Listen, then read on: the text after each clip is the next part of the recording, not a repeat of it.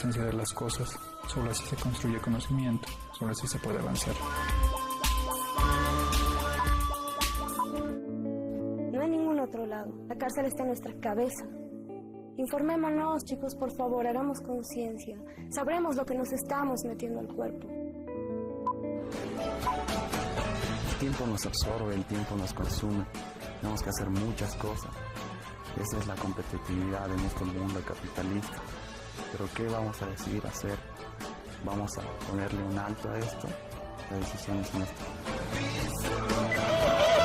Este café reúne a gente que piensa y reflexiona sin censura. Si no estás acostumbrado, cambia de canal.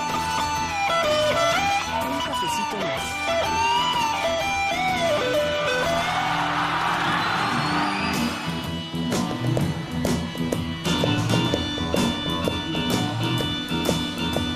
Pero echaremos nomás, pues, ¿no? Don Agustín, qué bien que ha traído coquita. Yo estoy tan mal, un mate de coca y con eso ya. Los mismos, oídos. ¿Me ven? Y a ver, explícanos, don Agustín, un poquito cómo... Ya, pues. Y ahorita ustedes me presentan. No, explícanos, no, don Agustín, esto de la hojita de coca, ¿cómo funciona? Porque yo estoy tomando un matecito de coca ahorita y me está haciendo mucho bien. Explícanos. Ya. La coca en realidad es como un estimulante, Ya. ¿no? Que en realidad ayuda a los nervios, ¿no? Y porque anteriormente, podemos decir, hace 500 años atrás, esto casi no se pisteaba mucho, era en ocasiones especiales. Ya. Casi el pueblo no tenía acceso a esto, solamente ya la nobleza, ¿no? Pero cuando había fiestas grandes, que son 4, podemos decir 21 de junio, 21 de septiembre, 21 de diciembre, 21 de marzo, eran fiestas grandes, entonces donde todos compartían, pero en pequeña escala, ¿no? Y ahora, de ahí, cuando llega el mitraje, ya, ahí es donde todo se ha arruinado. ¿Qué es eso? El mitraje, el trabajo de las minas, pues. La explotación en la mina. ¿Por qué todo se El asunto de la mina, por ejemplo, ha sido que a todos los hombres los han trasladado a la mina. A científicos, a mautas, todo. Pala y picota. Los han metido ahí y ya no había quien trabaje la tierra. Y entonces ahí es donde ha habido un desequilibrio de la agricultura y algo de la ganadería también. Entonces al trabajador minero le daban poca comida y ya flaqueaba el cuerpo. Ahí aparece el tuberculosis, por ejemplo. ¿No? Y ya y Europa, todo, España pedía pues más oro, más plata, más mineral. Sí. Y al año, por ejemplo, entraba casi 10.000 personas, de los cuales apenas salían unos 800.000 o fracción en un año, de lo que entraban, ojo, ¿no?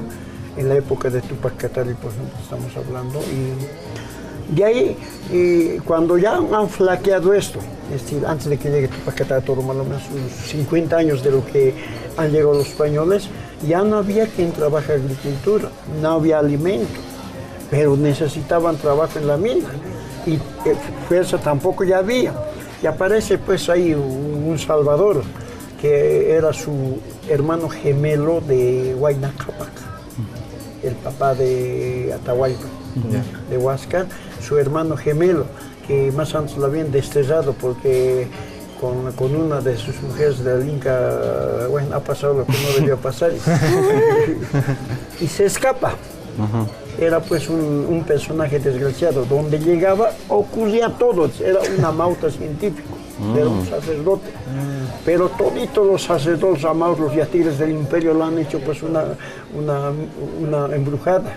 Y donde él llegaba siempre ocurría malestar, desgracias, así todo.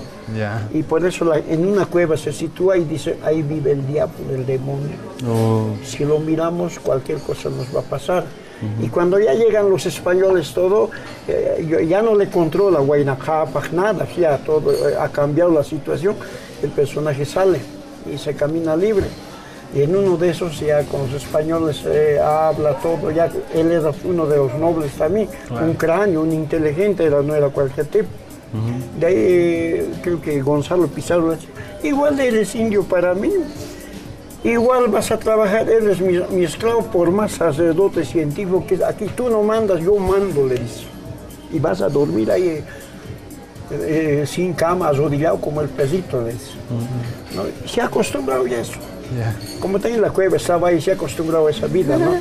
Entonces él de ahí dice, mira, nos falta comida, pero no hay quien trabaje la agricultura, dice.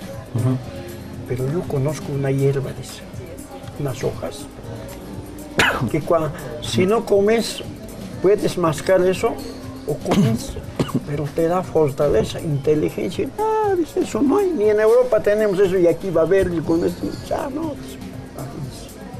Tenemos unas hojas que usted dice milagro. Tú mascas eso, tienes fortaleza, puedes coser todo. Ya. No hay, le insisto, vamos, se van los yungas. Allá en Perú, eso no interesa el lugar, ¿no? Puede ser aquí o en Perú, en Cusco. Sí. Igual van. De ahí llevan pues cientos de bolsas de taqui. Y empiezan a dar a la gente, ellos mismos empiezan a probar. Y se ven todo, liberados de todo, pesadumbre, todo, ya el cuerpo más fortalecido. Y entonces ahí empieza a dar a los mineros en Potosí más coca y poca comida. Wow. No había Claro. agricultura fiel. Entonces, todo eso. De ahí aparece que el pueblo ya consumido. Y una preguntita, ¿cuál es la relación que tienen realmente ustedes con la hoja de coca desde antes de la colonia? Porque usted el otro día me estaba contando que es el uno, es el todo, somos el Por todo, eso, ¿no? En realidad, hablar de la hoja de coca no es monopolizar un tema. No se puede monopolizar. ¿Quieres hablar de baile? Tiene que ser la hoja presente. ¿Quieres hablar de muertos, entierros? Tiene que estar la hoja presente. ¿Quieres hablar de nacimiento? Igual tiene que estar presente. ¿Quieres hablar de petición de manos, de matrimonio? Está presente la hoja de coca. Todo es la hoja de coca. Por eso una persona, por ejemplo, dice, por más que no se conozcan una joven con un joven, la chica y el joven, pero mamita, andas, ójamelo, ella siempre quiero, dice, ¿no? El otro, no, pero, andas, ójamelo, pero no le conocemos. Pero, dice, no, y ahí los papás se arman de valor y van con coquita. Sí. Tata Zibuche, hemos venido a visitarte, mamá Istic, así más o menos, ¿no? Le dice, nos picharemos coquita, pues, te he traído estitos. Ahí pone el caricito y el otro dice, no, por algo debe ser esto, dice, pero el otro ya conoce pues la hermenéutica, los protocolares, las cuestiones protocolares, ¿no?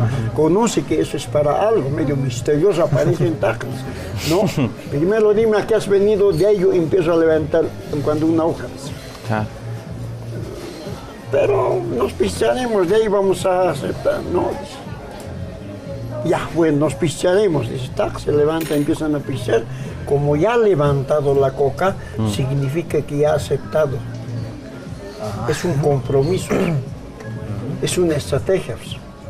Si ha aceptado la coca, ya, bueno, ya están pichando, ya ha aceptado, no tiene por qué negarse nosotros la parte temática esencial que le va a hablar. Interesante, todo un sistema protocolar. Es mucho que hablar. Ahora, tal vez me dirán, yo soy egresado de Teología, Filosofía Indígena. Hay una carrera para ser yatiri. 5 años, 60 materias, el pensión de materias. ¿Dónde es eso? En el Alca, en la Universidad Tahuantinsuyo. En Laja hemos fundado más de 10 años tiene de vida. Sí. Y hay, todo eso, por eso te digo, con esa seguridad. Y leo también bastante. Pero entonces aprovecharemos en que estamos interactuando y picharemos por eso, pues, un poco, ¿no? Este programa que sea como introducción para todo. Todo de golpe no podemos meter. Claro, tiene toda la razón. No, yo soy el que no me voy a dejar entender o no nos van a entender. No, pero aquí la gente nos está entendiendo y nos va a entender. El vidente no, o que es el televidente no va a entender, ¿no? Entonces, Ahora, así como introducción, un poquito de todo le damos y en el próximo, cuando queremos, vengo, entonces otra cosa bien ya más concretito lo ajustamos. ¿Sí? Pero bueno, ahora síganos Sí, comentando. vamos a hacer, pues, hay incluso para hablar sobre las danzas. Por ejemplo, para Pisas Junior es la danza de la laquita. Danza la latita. ¿De No qué sé es? si han escuchado. No, nunca. ¿Cómo es? Más o menos el baile es así. Empieza el chuño, tienes el montoncito de chuño, sin zapatos, cuidado, así más o menos se pisa el chuño, vas descascarando pues así, Ya. así más o menos después. ¿No? Y el hombre empieza a tocar la música y la mujer es el que empieza a bailar, Ah, ya. pisando el chuño, trabajando. Y te digo de que después cuando el gringuito creo que ha debido llegar hace 20, 30, 50 años aquí y le ha visto pisar el chuño a la tabaco, a la joven, ¿no? Y el otro tocando. Así bonito ese paso, seguro que ha debido decir. Sí. Llega a España o hasta qué sé yo dónde, Sí. agarra su toalla y empieza a querer pisar el chuño ahí en su ducha. De ahí inventa el paso del twist. Ah, mira. Ellos vienen y nos quieren enseñar el twist. Es el twist andino. Eso justamente quería preguntarle, hablando de todo lo que la naturaleza nos puede enseñar. Sí, pues. Justamente quisiera que nos explique un poco de cómo es la pedagogía andina Sí. realmente. Por ejemplo, La para relación del niño nosotros, con para el hombre andino, al aymara, quechua, tupi, guarani, maya, azteca, pienso, lo que sea, todo tiene vida. Es animismo. Eso, por ejemplo, tiene vida. Y no podemos. Y todo tiene vida. La piedra tiene vida, incluso es hembra y macho, todo. Las plantas igual. A la piedra le puedes hablar, por eso es que a veces el hombre andino dice, no, si cometo eso, no, la piedra me está viendo, los asesinos me están mirando. Entonces tiene miedo a la ética moral de que qué dirá la gente o qué dirá. Claro. La casa tiene ojos, tiene oído. No hay como dicen, no, aquí me oculto y hago mis cositas, y eso es la mentalidad de afuera, ¿no? Claro. No, pero aquí el miedo que se tiene es pues el qué me dirá la gente. Entonces, ¿cómo aprende el niño, por ejemplo, en la comunidad a partir de la naturaleza? Lo que me explicaba el pajarito, de la paja. Ah, no. Eso también, la educación, por ejemplo, la educación de esto, por ejemplo, no he traído piedrita, nada. Con lo que tenga. Sí. Por ejemplo, cuando Avelino Signani, por ejemplo, algo como le comentábamos, Ya. Avelino Signani y su esposo, sus 7 hijos eran, y todos sus hijos tenían especialidad. Claro, no eran normalistas, ¿no? Pero sí tenían capacidad de lectura, tenían conocimiento de la metodología de la naturaleza. Una paja levanta, dice, la metodología que tenía en la educación ayuda era, a ver, con una caja, ¿qué es esto? Dice. Y dice el niño ve, esa es una paja, dice. ¿Y con la paja qué cosa hace? Me puedo pinchar el ojo, dice. No te va a lastimar, dice, porque tiene punta. ¿Y para qué sirve? Si es paja brava, para techar la casa, eso sirve para techar la casa. Ya, pero ¿cómo crece? En el suelo crece y tiene sus sí tiene sus raíces, ya una manera de ir explicando de que el niño puede. Qué bonito. Y por ejemplo, un papelito podemos ir sacando así, rompiéndolo, mostramos un pajarito aquí. A ver, ¿qué es esto? Dice, un pajarito jamachi te va a decir, ¿no? Y de ahí, ¿y qué hace el pajarito? ¿Duerme? Sí, pero ¿dónde duerme? Tienes un nidito por ahí en los árboles, en ciertos lugares, ¿no? ¿Y qué pone? Huevitos pone. ¿Y del huevo qué sale? Pollitos, otros pajaritos. Y su marido, más o menos, ¿no? Así, hembra y machito son dos. Una metodología de hablar, pues. A partir de la naturaleza. Eso, aprovechando la naturaleza. Claro. Y para hacer su nidito, ¿qué tiene que hacer? ¿Trabaja o alguien se lo hace? Dice, no. No, ellos se echan pajita uno por uno, van juntando y su nidito tiene. Es como la persona, pues, adobe hace, piedritas, se chastea, todo hacen nosotros, ¿no? Claro. Entonces, igualito. Ahora si el arquitecto, el albañil te lo hace, igual tienes que trabajar para sacar plata, no es con qué plata vas a contratar, ¿no? Es lo mismo, no haces eso. Claro. Solo que ahora ya cuestión monetaria, ¿no? Pero para conseguir la moneda también tenemos que trabajar igual, pues, igual que hacer adobe, igual que hacer todo, es lo mismo. Sí. ¿No? Sin el esfuerzo no hay nada, pues. Esa es la metodología, más o menos. Esto, he ido con un trabajo, he ido a trabajar a Perú, Bolivia y Chile, en el Tripatito, en Charaña. Y ahí pues una profesora ha hecho lo que yo te estoy hablando y después ya claro yo un poquito más ya a nuestro ambiente lo he dado. Qué bonito. Eso no hay problema. Ya, perfecto, sí. Yo creo que podemos luchar.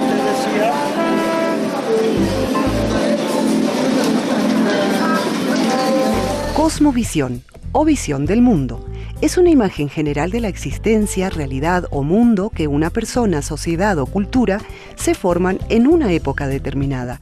Suele estar compuesta por determinadas percepciones, conceptualizaciones y valoraciones sobre dicho entorno. La cosmovisión andina considera que la naturaleza, el hombre y la Pachamama o la Madre Tierra son un todo que viven relacionados perpetuamente. Esa totalidad, vista en la naturaleza, es para nuestra cultura andina un ser vivo.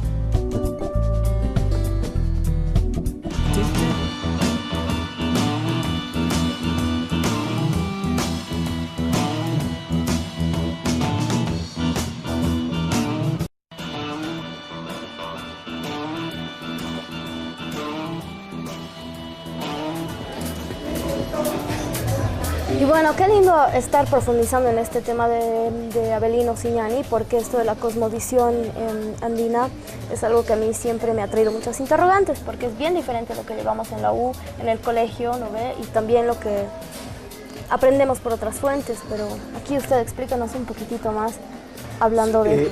Sí, en realidad lo de Avelino Siñani no es la única persona que en realidad Avelino Siñani es el promotor de la educación del indio o educación indígena que podríamos decir, o la educación bilingüe, sino que hay otro personaje que también ha luchado, es Leandro Nina Crespi. Oh. Es uno de Taraco. Sí, sí. ¿No? Incluso este personaje, Leandro Nina Crespi, ha empezado a luchar desde sus 18 a 20 años, jovencito, cuando la quita de las tierras, las haciendas, terrenos, les quitan los patrones, lo que abarca, por ejemplo, históricamente, desde la presidencia de Melgarejo, de 1866, cuando Melgarejo entra a ser presidente, saca un decreto donde tiene que hacerse la subasta y remate de tierras originarias. Entonces, y con la ex vinculación de Tomás Frías, cuando por ejemplo, un ejemplo pongo, los machacas de la provincia Pacajes, ¿sabe cómo es? Cuando la gente de Pacajes venía, era para voltear el gobierno nomás siempre, porque eran bien unidos, eran pues los machacas, los pacajeños se decía. Pero ¿qué pasa aquí? El Estado, los del gobierno, todos dicen que estos indios se mueven mucho y se juntan. Entonces, de nada ha servido dividirlos mediante sectas religiosas, mediante provincias, departamentos, siguen unidos, dicen, ¿no? Entonces, lo que tenemos que hacer es que el machaca dividamos en tres, seccionados, dicen, ¿no? Entonces aparece Santiago de Machaca, Jesús de Machaca y el otro es San Andrés de Machaca, 3 corregimientos. Y 3 personas manejan ya ahí. Y de ahí es personajes les meten en problema, incluso les hacen pelear a todos los 3 machacas y quedan divididos. Entonces, de esa razón empiezan a quitar terrenos, todo eso. Entonces, Leandro Nina Crespi, porque él un poco sabía leer, escribir, le nombran apoderado de tierras originarias a sus 18 a 20 años es más o menos, y él era de Taraco, de Yaurichambi, ¿no? Entonces, y ahí ese Benedicto Huetia, es el patrón más grande de Bolivia en aquella época. Yeah. Y resulta que este Benedicto Huetia tenía pues haciendas en todo el Bolivia, era el hacendado más grande, y siquiera no pagaba impuestos, un montón de dinero debía. Y justo aquí tenemos, en honor a Benedicto Goetia, es la calle de la Universidad Mayor de San Marcos, hay un callejoncito. Creo que esa casa de la esquina es su casa de Benedicto Goetia incluso. Entonces, ya un poco la historia de Benedicto Goetia, todo, pero encaramándonos a lo que es Leandro Ninajespe. Él de allá se viene, no se escapa de Ocusco, porque ya lo han tratado de comunista, de agitador, todo eso, y se asenta pues aquí en la zona de Chijina, aquí de la ciudad de La Paz. Y en ahí él crea su propia escuela nocturna indígena, con sus hijos de los matarifes, de los carniceros de esa época. Y entonces de ahí empieza a enseñar, ¿no?, a los niños de los matarifes y ahí en 1928 hace el primer congreso pedagógico. Y la escuela para entonces ya estaban pasando en la calle Yanacocha número 150, creo que la casa existe, si alguien, algún televidente o alguien pudiera ir a ver, la casa existe, puede ver, haya trabajado Leandro Ninajespe, con una metodología que hace rato decía, ¿qué es esto? Una sacaja así, sin necesidad de la parte didáctica occidental de Europa. Hoy en día Europa nos ha traído, todo es dinero, que tienes que ir a la librería, que tienes que... Pero si la naturaleza nos da pues, todo eso, una piedra, ¿qué es? El color, ¿qué es? La paja, los pajaritos, por ejemplo. Entonces, de esa manera empieza a enseñar Leandro Ninajespe y crea pues su propia escuela. Y en 1930 Leandro Ninajespe pide el primer congreso político, donde pide el cambio de Bolivia por la República del Collasuyo, que este es un poco más drástico el pensamiento indígena que él tenía. Dice, nos explota, nos quitan nuestros terrenos y no nos pagan un buen haber. Y aquí el punguaje todavía sigue, dice, no, todavía la reforma no ha llegado, estamos hablando de 1920, 1930, más o menos por ahí. Entonces, en ese campo ya él planteaba la educación indígena y como también ya planteaba la liberación, de que el punguaje todo de una vez se pueda abolir. Entonces, en ese campo ha enseñado. Y aparece la Guerra del Chaco. Sí. Ese es en 1932. Pero ¿quiénes provocan? Eso es lo que a veces la historia, los historiadores no dicen. Inglaterra quería explorar el Chaco boreal. Y los chiriguanos de esa época, la gente de ahí, los chunjits que hablamos a veces, no les permitía ingresar a que vayan a explorar. Les ensartaba como anticucho con sus flechas. Micho se llama eso en Aymara. Entonces, el gobierno no podía ir y matarlos de canto con metralladora, como Rambo, así más o menos. Entonces, de ahí, ¿y ahora qué hacemos? Dice, ahora Leandro Ninajespe, Avelino Siñani, que ha pedido el cambio de Bolivia por Collasuyo, sí. Ya era álgido el problema político de la sociedad, del punguaje, todo. Y parece que hasta entonces en Achacachi, Pacachi, ya se estaba instruyendo jóvenes, ya queriendo hacer un ejército andino. Entonces no les quedaba al gobierno, al mestizaje, crear un problema. Y el problema parece... Inglaterra dice, como hoy en día siempre vivimos de la logia y la logia dicen, papito, aquí vamos a tener problemas aquí en Bolivia, medio que nuestros recursos, todo eso, creo que los indios no quieren. Entonces Inglaterra dice, ¿qué tal si financiamos a Bolivia y a Argentina, les hacemos el problema, como ahora siempre hacen, ¿no?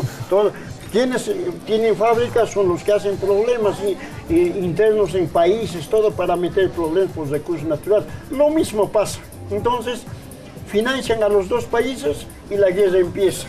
Bolivia y Paraguay. Con más ganas, ¿no? Entran a Chaco boreal para matar a los chiriguanitos.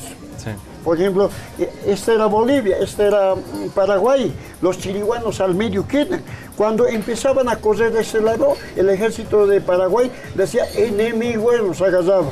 Y de este lado baleaban y los chiriguanistas escapaban de este lado, sí, y los del ejército agarraban, enemigos. Es verdad. Sí, así sí. nos han terminado. Y a Leandro Ninajespe, todos líderes de esa época que había, a primera fila. Los matan. Lo mandan como omiso, los agarran. Pues. Julio Sanginés se llamaba esa persona, que ni siquiera era militar. Él era el encargado de coger omisos de las comunidades, ¿no? Traían como ganado aseando, traían a los jóvenes indígenas para mandar a la guerra del Chaco, ¿no? Pero no era eso nomás, sino que aparte de traer gente para la guerra, también robaban pues ganado, papa, chuño, todo se lo traían cargando. Así han desmantelado. Entonces la guerra del Chaco así nomás ha servido en realidad. No es como mucha gente, bueno, no vamos a pelearnos con los señores que son beneméritos, todo. Bueno, ellos han sufrido, pero lo que no han sufrido es pues el mestizaje. No ha ido, nunca entrado a la trinchera de lucha. Detrásito nomás estaban en los depósitos donde había alimentos, todo, cantina, farra tenían, y ahí se faseaban. Incluso hay en el libro El Pozo de Céspedes, creo que es. Incluso había un judío joven que no quería ir a la guerra del Chaco. Y tanto el pueblo, todo atacado, la prensa, todo. Este mestizo va, era sangre judía, va a la guerra del Chaco, pero con grado de subteniente. Ni siquiera estudiado, no era ni pinta de milico tenía. Entonces, con grado de teniente y cobrando 3 meses de sueldo. Está en el libro de Augusto Céspedes, yo no miento, pueden ustedes chequear y ver. Entonces, eso es lo que ha pasado en la guerra del Chaco. Y cuando llega a la trinchera donde había depósitos, se faseaban todo, y resulta que los ratones se lo habían comido, pues la harina, todo eso. Y ahí el comandante del lugar, que es ahí un jefe de él, dice: ¿quién mate al ratón? Vamos a condecorar. Y todo el mundo buscando al ratoncito, y este gringuito medio judío que ya ha ido cobrando sueldo con grado de teniente, por su buena suerte, con una toalla mojada lo mata al ratón. Y cuando termina la guerra, benemérito de la guerra, condecorado lo pone. Esa es la realidad de la guerra del Chaco. Claro, ese es otro lado de la historia, ¿no? Una historia divergente. Por eso, entonces de eso es lo que Leandro Nina Gespe, Avelino Siñán y todo eso han empezado ya a querer crear una educación para el indígena. Porque de la guerra del Chaco vuelven ya los beneméritos y todo, ya más hombrecitos porque han ido a pelear así, ¿no? Y dicen: nosotros, señor presidente, señores del gobierno, hemos ido a defender la patria, hemos ido, por tal razón nos tenemos que organizar, dice. Ahí aparecen los primeros sindicatos. La COP, todo en esa época ya de esa manera aparece. Y con toda esa revuelta, en 1945, con Villarroel, aparece el primer Congreso Indígena, ¿no? Entonces, así sucesivamente es lo que ha pasado. Y esa es la historia de la indígena, la educación, todo eso. Muchos puntos está tocando aquí Agustín, que son desde, es muy interesante lo que habla de Leonardo, de Nina Quispe. Hay un artículo incluso en la revista La Migraña número 7, especialmente para Nina Quispe. No sé si lo viste en La Migraña número 7. Hay un artículo específico que reivindica justamente el rol que cumple Nina Quispe. Y yo quería preguntarte, Agustín, Franz Tamayo, ¿lo podrías dentro de esta línea de Nina Quispe, Avelino Siñani, en esa época? Sí, hablar de Franz Tamayo, por ejemplo, pareciera otro acápite, pero es lo mismo. Franz Tamayo incluso gana las elecciones para presidente en 1933, después de que empezó la guerra del Chaco. A un año gana las elecciones todo. Y Franz Tamayo tenía una ideología no tan indianista, ni tan indigenista, ni tan boliviana, porque tiene formación europea. Sí. Allá en Europa se ha formado, sí. ¿No? Entonces, incluso de Franz Tamayo, su nombre no es Franz, es Francisco. Claro. Y para que es un poquito enseguida, han visto bonito eso, han dicho entre Franz le han colocado. Ahora del abuelo, por ejemplo, un poquito aclarando para el mismo televidente. Sí. Franz Tamayo, su familia es de Moquegua, del lado del Perú. Sus abuelos han sido caciques de los incas. Y además su abuelo Torcuato Tamayo, creo que se llamaba, eso es lo que en alguna parte he leído. Entonces Torcuato Tamayo era abogado Si era abogado el abuelo, eso sí, ¿de dónde sale de un indígena como Franz Tamayo el abuelo abogado? ¿No? Entonces, porque así nomás no puede ser. Entonces, eso significa que ha estado, sus abuelos de Franz Tamayo han sido de la escuela de caciques, que ha estado conjuntamente con José Gabriel Condorcanqui, con Tupac Amaru, porque había una escuela que hoy en día creo que es la Universidad San Borja del Perú. Entonces, de ahí viene. Ahora, hay una cosa también que podríamos agarrar esto. Cuando yo dije subasta y remate de tierras en el gobierno de Melgarejo, seguramente Franz Tamayo ahí es donde se ha beneficiado con Yaurichambi, porque ellos son del Perú. ¿De dónde pueden tener acá terreno? Entonces, seguramente ese subasta y remate de tierras ha favorecido. Pero con eso no nos vamos a pelear, ¿no? Porque un poco de realidad, historia, estamos un poquito queriendo aclarar. Exacto, perfecto. Yo creo que quizás podríamos continuar hablando de esto, ¿no? Pero picharemos un poquito. ¿Quiere un poquito de café? Sí, lo hace cafecito. Pues, un jayaya, ¿no? Jayaya, entonces. Jayaya. Exacto, sí. Qué interesante, qué interesante. Chachahuarmi significa dualidad, complementariedad, manifestada en la naturaleza y en el hombre y la mujer como pareja. Ritual. Un ritual es una serie de acciones realizadas principalmente por su valor simbólico. Son acciones que están basadas en alguna creencia, ya sea una religión, una ideología política o un acto deportivo, las tradiciones, los recuerdos o la memoria histórica de una comunidad. Se dice que el ritual de la mesa, la conocida mesita, está determinada por la intención de quienes la ejecutan. Y es importante, chicos y chicas, que si alguna vez van a hacer una mesa, una ofrenda, realmente sea una ofrenda, porque no es lo mismo darle a la Pachamama o a la Madre Tierra una limosna que una ofrenda.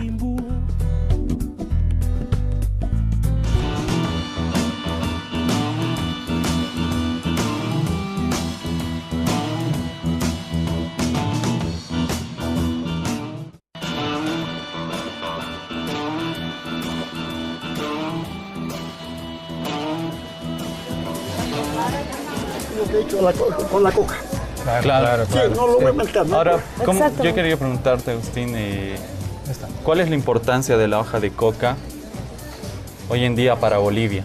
¿Cuán importante es? Es decir, reivindica ciertos derechos de los pueblos indígenas, reivindica un tipo de identidad en contraposición a una deslegitimación de lo que es la hoja de coca. Quería saber qué me podrías decir al respecto. Sí, en realidad lo que aquí hablar de la hoja de coca, sí, en realidad nos tiene que reivindicar porque es una hoja milenaria, no es reciente. Aquí nadie ha venido trayendo una importación y han sembrado. Esto siempre ha existido. Parece que incluso el Aymara ha nacido abrazado a la planta de la hoja de coca, porque es tan antiguo como el mundo andino. Ahora, como ya en el anterior yo decía, de que la hoja de coca está en todo, está en el matrimonio, en los duelos, en los bienes y males del hombre andino, en el chachahuarmi incluso. Pero la hoja de coca en sí, así en un sentido natural, no es dañino y tampoco es cocaína. Es una medicina natural como cualquier otra planta, tal vez con más propiedades que cualquier otro cuestión de alguna planta, podríamos decir, porque no hay comparación con la hoja de coca. Agustín, ¿sabes? Hay un antecedente bien interesante. En el siglo XIX, cuando empiezan a inmigrar aquí británicos y empiezan a llegar de todas partes de Europa, ya no solamente españoles, italianos, franceses, se logra exportar la hoja de coca y se inventa un vino en el siglo XIX. Y este vino se va a llamar el vino Marini, en honor a un papa del Vaticano en el siglo XIX. Y era muy famoso para la época el vino Marini. Vino con coca. Claro, era un vino elaborado a base de coca, ¿no? Hasta que encuentran propiedades que obviamente alteradas a partir de los químicos que lo ven dañino, ¿no? Pero es justamente como dice Agustín, o sea, La hoja de coca no tiene nada que ver con la alteración de químicos, ¿no? No es ninguna droga. La hoja de coca en su estado natural cumple con con otras propiedades, ¿no? Que justamente, como nos decía Agustín, se recurría incluso en los tiempos de la mitad por las cuestiones de no poder comer, ¿no? Y no solamente en el tema físico, en el tema cultural, también en el tema ritual, ¿verdad, don Agustín? Cuéntanos un poquito cuál es el papel que juega la coca en el tema ritual y por qué la ritualidad tanto en el mundo andino. Ya, decíamos que todo en la filosofía del mundo andino es dual, es hombre y mujer, no hay chulla, no hay impar. Entonces, por ejemplo, este que es una hoja medio larguito, Sí. esto es el varón, el hombre. Y este que es medio gordita es la mujer. No es igualito. Entonces, hasta esto es doble. Entonces, nuestra visión, nuestra filosofía de nosotros siempre va a dos. Y decíamos de que, por ejemplo, ya tiene muchas virtudes, hemos dicho, ¿no? Las partes nutritivas, las partes medicinales, todo eso. Y esta hoja de coca, si nosotros pudiéramos industrializar, por decirte, sin desechar, porque la madre naturaleza en ningún momento hace pues un ser que sea dañino. Un animal, un conejo, por ejemplo, no puede ser dañino ni asesino, nada. Y la planta de coca tampoco es asesino. Siempre es un bienestar para el hombre.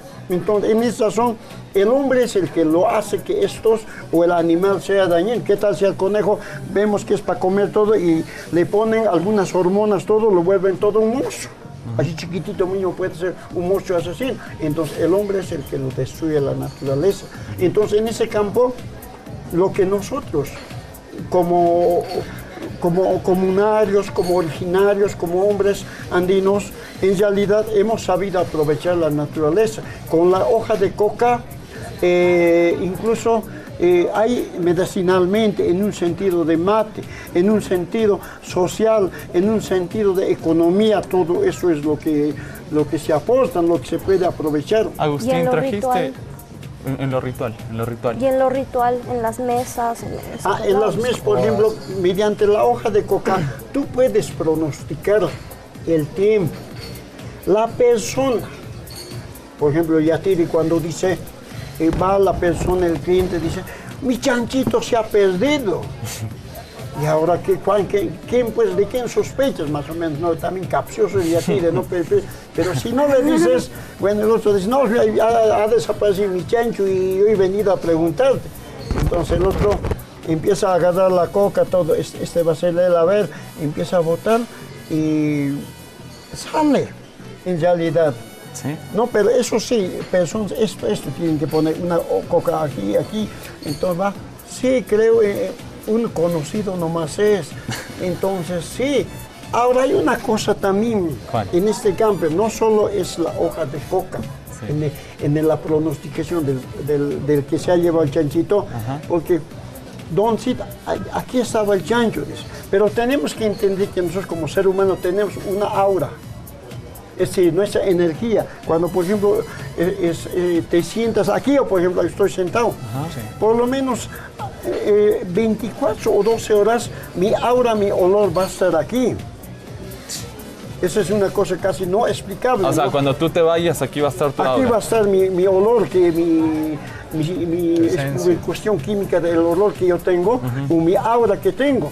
Entonces, eso es lo que pasa. El que se ha llevado el chancho, entonces su aura ha quedado. Eso nomás el Yatiri está buscando. Entonces, se encuentra, sí, él siempre es. Lo que hay que hacer es ahora que, con palabras estratégicas, hacerle hablar, que responda, dice. Y ¿no? en la mesa, don Agustín. Ahora, en la mesa se igual, equivoca. es un complemento más esto para la mesa, para que todo nos vaya. Por ejemplo, cuando... Explica un poquitito lo que es la mesita, el ritual de la mesa. Por ejemplo, para hacer una misa ritual, primero tienes que agarrar un puñado de coquita con su lejía, todo, hacer pistear un poquito, enterrar al suelo. Eso significa de que estás haciendo pistear a la madre naturaleza, y tú también tienes que empezar a pistear, y entonces ambos vamos pisteando y así nos vamos entendiendo. Porque mediante esta hoja de coca es una manera de intercambiar hacer un diálogo espiritual, ¿no? Entonces, en ese campo es lo que se hace. Incluso con la coca se puede chayar todo. Ahora hay una cosa, por ejemplo, ustedes que sea, saca un sueldito, su platita saca, ¿no? Al mes, tac, lo coloca, no hay. Hoy en día, pero ¿qué hace el citadino? Discúlpeme eso. El citadino primero cuenta su plata, chun, chun, chun, chun, chun, a la caja fuerte, dice, no, se lo guarda ahí. Pero nosotros, los andinos, los provincianos, ¿qué hacemos? Nuestro celdito, empezamos a contar, encima del tali, así, yo, por ejemplo, cuando me pagan, yo ahí cito en el tali coloco. Y mi mujer dice, ya, vinito sacaré, dice, vinito saque y hacemos una pequeña chaya. Con eso no estoy diciendo de que hay que empezar a fallar y bailar moreno, ¿no? Lo que hacemos la chaya, estamos fortaleciendo al capitalcito para que alcance para papita, chunito, ropita, para la educación de los hijos, para todo, para que aguante, ¿no? Entonces, en realidad, a manera de chiste, estamos vacunando para que el dinero no salga.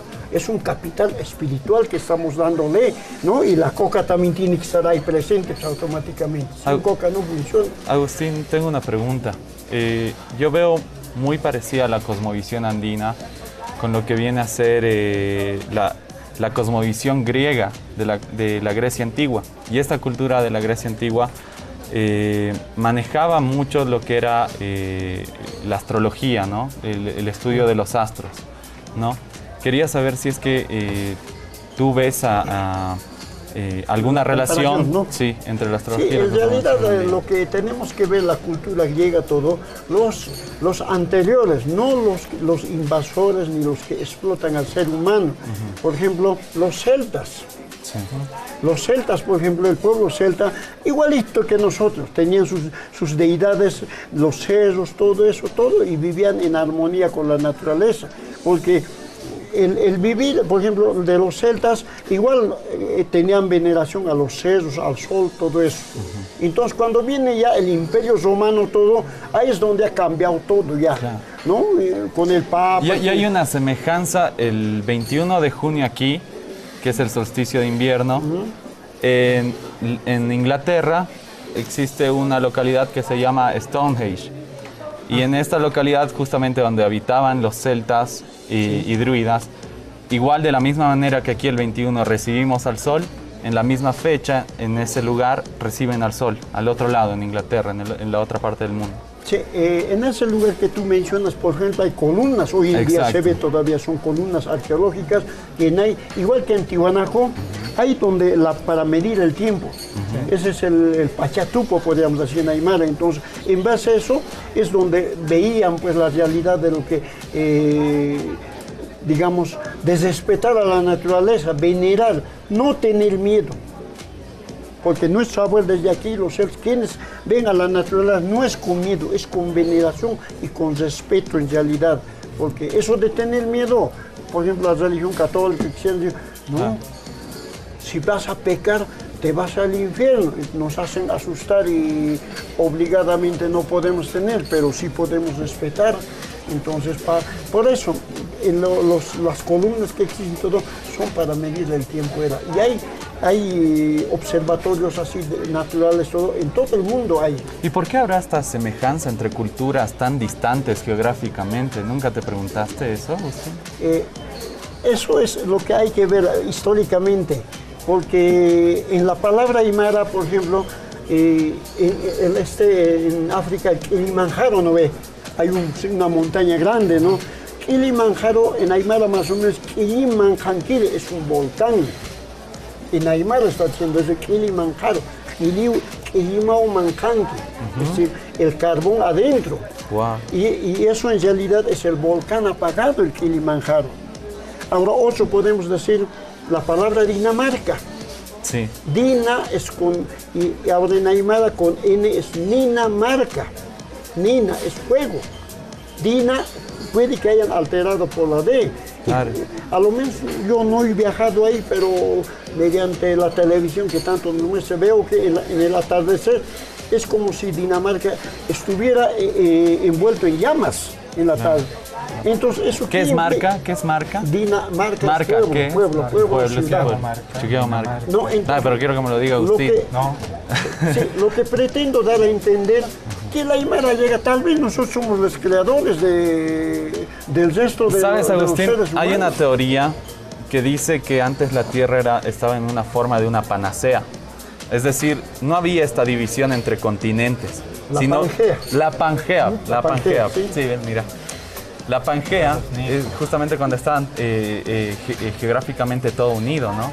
Y capaz es hacer una explicación para hallar tanta similitud en culturas hoy en día tan distantes. ¿Y qué piensas? Incluso se habla, ¿no ve?, de Ahuillala en aquí, ¿no ve? Ahuillala. Todo esto, ¿Qué ¿no? es Ahuillala, Agustín? Ahuillala es juventud de Masya, Aywin Yala, juventud expánsite, más o menos quiere decir, en Aymara. Sí. Aquí hay desde Alaska hasta la Tierra de Fuego, el estrecho de Magallanes, más o menos, todo eso era el Ahuillala.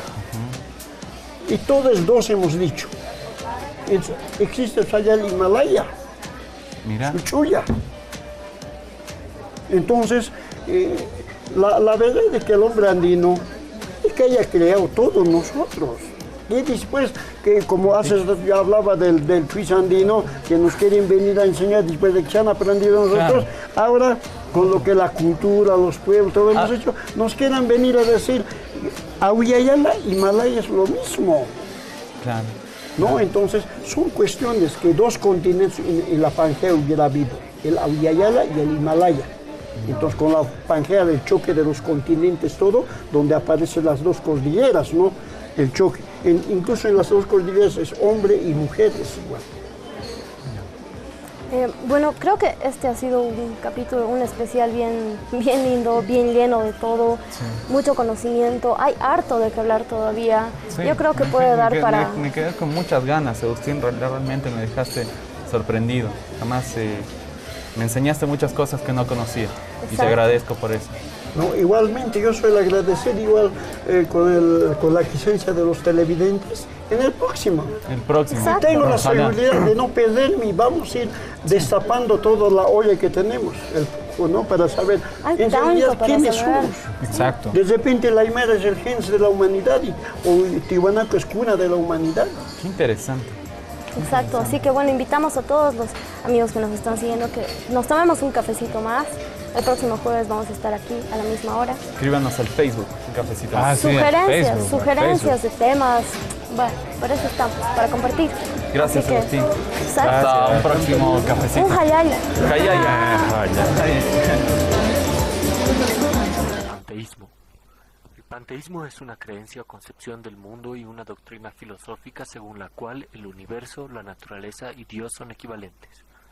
El panteísmo tiende a negar la existencia de la realidad trascendente y afirma que todo cuanto existe es inmanente, es decir, que su acción perdura en su interior y tiene su fin dentro del mismo ser. Sostiene generalmente que el principio del mundo no es una persona, sino que implica algo de la naturaleza impersonal.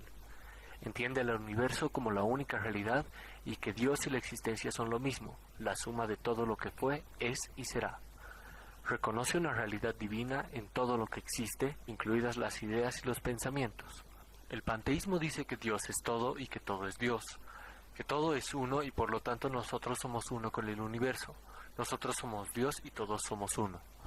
Entiende que no hay tal cosa como el bien o el mal, porque todo es parte de un gran todo no diferenciado donde lo correcto y lo incorrecto, el bien y el mal, son todos partes de la unidad del universo. Existen muchas formas de panteísmo. El panteísmo ateo no implica la creencia de un Dios personal, ni en un ente sobrenatural con conciencia y voluntad. Por otro lado, el panteísmo acosmista dice que Dios es la única realidad verdadera y el universo es algo que emana de Dios. El panteísmo es una de las formas más antiguas de concebir a Dios. Algunos elementos panteístas se encuentran en cultos primitivos, en el budismo, el taoísmo y la Biblia.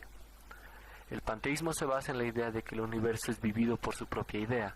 Es la creencia de un ser superior como algo inmanente a cuanto existe en el universo y no como una deidad personal. Algunos panteístas reconocidos son Albert Einstein, autor de la teoría de la relatividad, Ludwig Boltzmann, que elaboró la ecuación de la entropía, y Albert Hofmann, creador del compuesto químico LSD.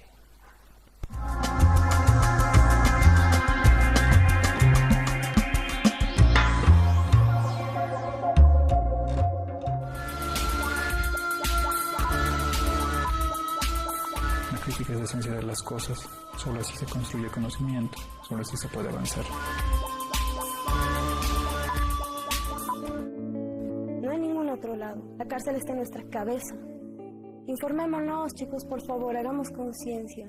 Sabremos lo que nos estamos metiendo al cuerpo. El tiempo nos absorbe, el tiempo nos consume. Tenemos que hacer muchas cosas. Esa es la competitividad de nuestro mundo capitalista. Pero ¿qué vamos a decidir hacer? ¿Vamos a ponerle un alto a esto? La decisión es nuestra. Gente que piensa y reflexiona sin censura. Si no estás acostumbrado,